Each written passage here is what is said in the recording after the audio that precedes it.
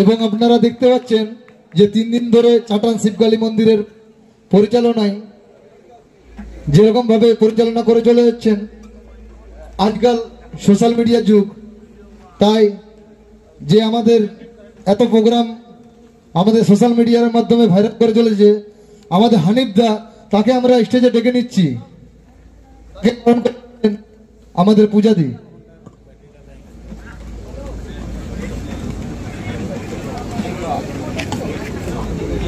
হানিফ দাকে আমরা স্টেজে ডেকে নিচ্ছি। তিনি সবসময় আমাদের পাশে থেকেছেন, আপনারা দেখেছেন, তাই তাকে বরণ করে নিচ্ছেন। হ্যালো, তাকে বরণ করে নিচ্ছেন পূজা। একটা জোরে করতালি চেয়ে নিচ্ছি হানিফদার জন্য। হ্যালো,